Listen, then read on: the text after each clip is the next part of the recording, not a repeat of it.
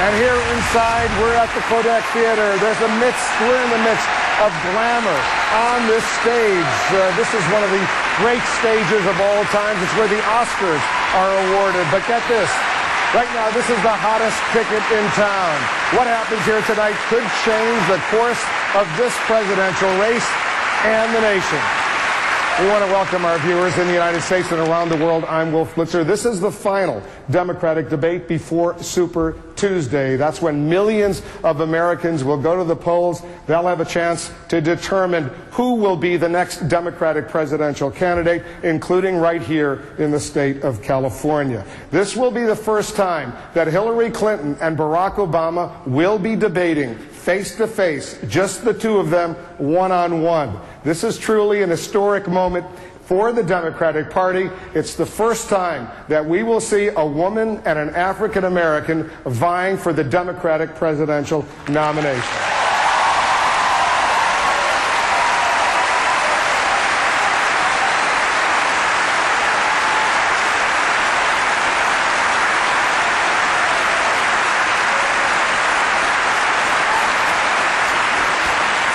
The traveling press pool is here. These are the photographers. They're going to be taking pictures of the candidates when they walk out. In fact, let's introduce the two Democratic presidential candidates right now. Let's welcome them. Senator Hillary Clinton and Senator Barack Obama.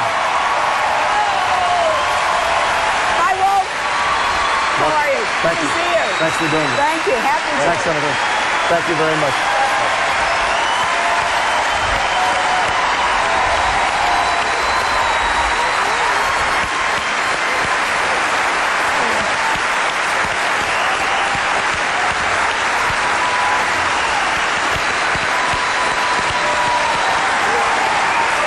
While the photos are being taken, let's bring in our own senior political correspondent, Candy Crowley. Candy, give our viewers in the United States and around the world a little sense of what we can expect tonight.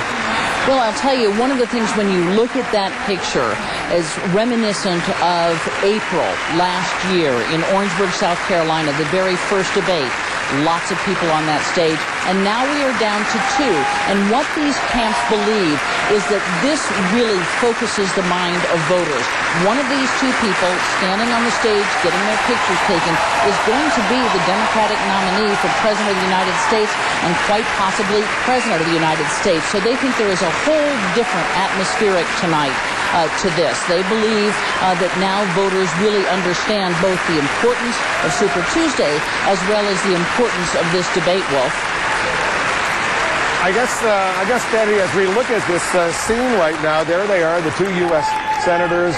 This is a moment in American history.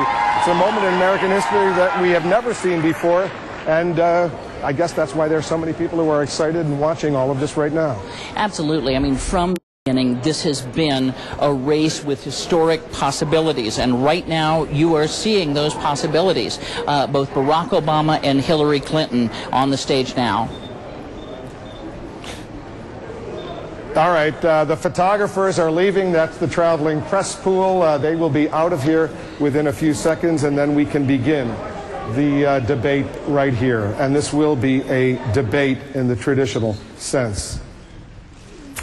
Over the next 90 minutes or so, we'll be asking the questions about a wide range. We'll be asking questions about a wide range of issues, substantive issues. I'll be joined in the questioning by two excellent journalists. Doyle McManus is the Washington bureau chief of the Los Angeles Times.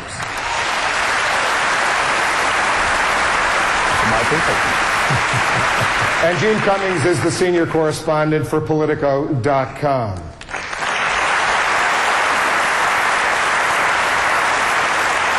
Many of Jeanne's questions, by the way, will be chosen by viewers, by readers of Politico.com. They're voting, in fact, they're voting online at Politico.com for the questions they want to be asked. You can still vote, by the way, for those questions during the course of this debate. The only rules tonight are these. There are no rules. We simply ask the candidates to keep their answers to a reasonable length, otherwise I'll butt in and try to stop them.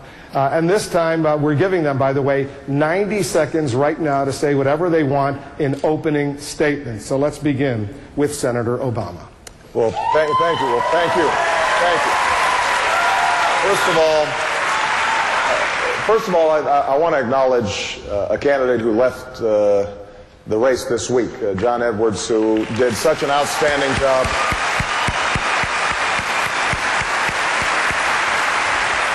Elevating the issues of poverty and the plight of working families all across the country, and we wish him and Elizabeth well. He's going to be a voice for this party and for this country for many years to come. I also want to note something that you noted at the beginning, which is that when we started off, we had 8 candidates on this stage. We now are down to 2 after 17 debates. And it is a testimony to the Democratic Party, and it is a testimony to this country that we have the opportunity to make history, because I think one of us two will end up being the next president of the United States of America. And I also want to note that I was friends with Hillary Clinton before we started this campaign. I will be friends with Hillary Clinton after this campaign is over. She has done,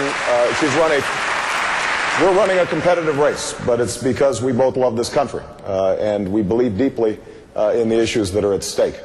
I believe we're at a defining moment in our history. Our nation is at war. Our planet is in peril.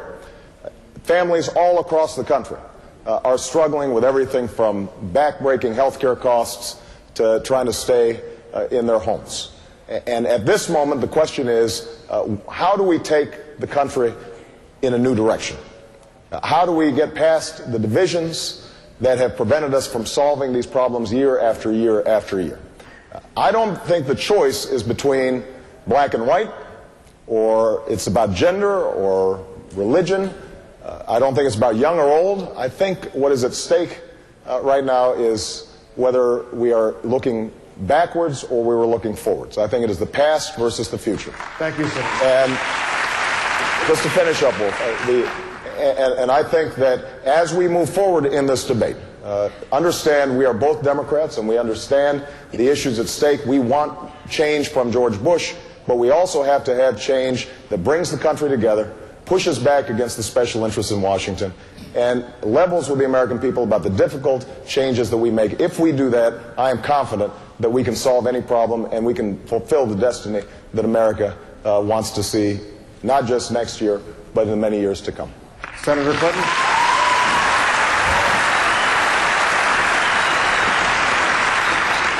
Well, on January 20th, 2009, the next President of the United States will be sworn in on the steps of the Capitol. I, as a Democrat, fervently hope you are looking at that next president. Either Barack or I will raise our hand and swear to uphold the Constitution of the United States. And then when the celebrations are over, the next president will walk into the Oval Office, and waiting there will be a stack of problems. Problems inherited from a failed administration. A war to end in Iraq and a war to resolve in Afghanistan. An economy that is not working for the vast majority of Americans, but well for the wealthy and the well-connected. Tens of millions of people either without health insurance at all or with insurance that doesn't amount to much because it won't pay what your doctor or your hospital need. An energy crisis that we fail to act on at our peril. Global warming, which the United States must lead in trying to contend with and reverse. And then all of the problems that we know about and the ones we can't yet predict. It is imperative that we have a president, starting on day one, who can begin to solve our problems, tackle these challenges, and seize the opportunities that I think await. I'm very grateful for the extraordinary service of John and Elizabeth Edwards, and among the many contributions that they have made, both by their personal example of courage and leadership, is their reminder that in this land of such plenty and blessings, there are still 37 million Americans who are living below the poverty line and many others barely hanging on above. So what we have to do tonight is to have a discussion about what each of us believe are the priorities and the goals for America. I think it's imperative we have a problem solver, that we roll up our sleeves.